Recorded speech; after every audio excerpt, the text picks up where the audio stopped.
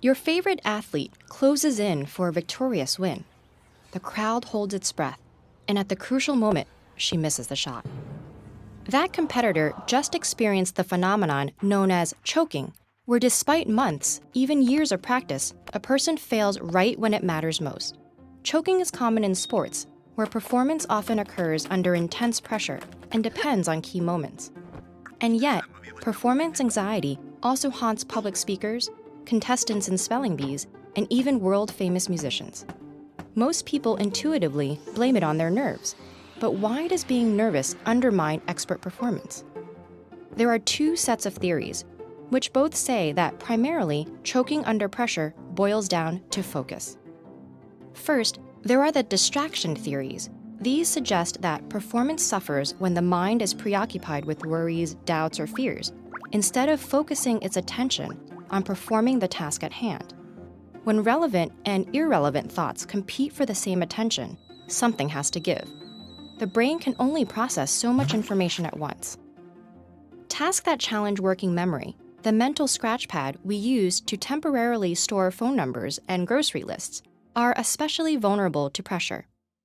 In a 2004 study, a group of university students were asked to perform math problems, some easy, others more complex and memory-intensive.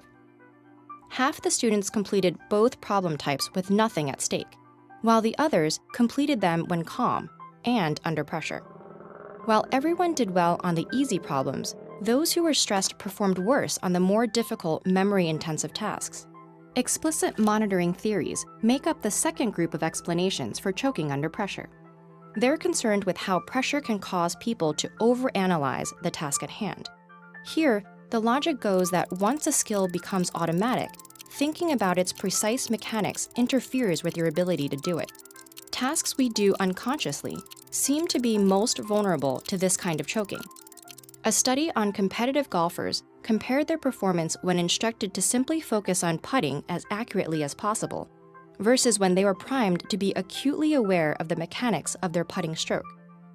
Golfers usually perform this action subconsciously, so those who suddenly tuned in to the precise details of their own moves also became worse at making accurate shots. Choking may not be inevitable for everyone, though.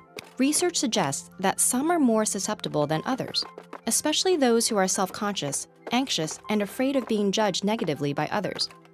So how can we avoid choking when it really counts? First, it helps to practice under stressful conditions. In a study on expert dart players, researchers found that those who hadn't practiced under stress performed worse when anxious, compared to those who had become accustomed to pressure. Secondly, many performers extol the virtues of a pre-performance routine, whether it's taking a few deep breaths, repeating a cue word, or doing a rhythmic sequence of movements. Studies on golfing, bowling, and water polo find that short rituals can lead to more consistent and accurate performance under pressure. And thirdly, researchers have shown that having an external focus on the ultimate goal works better than an internal focus, where someone is tuned into the mechanics of what they're doing. A study of experienced golfers revealed that those who hit chip shots while focused on the flight of the ball performed significantly better than those who focused on the motion of their arms. So perhaps we can modify that age-old saying, practice under pressure, with focus, and with that glorious end goal in sight, makes perfect.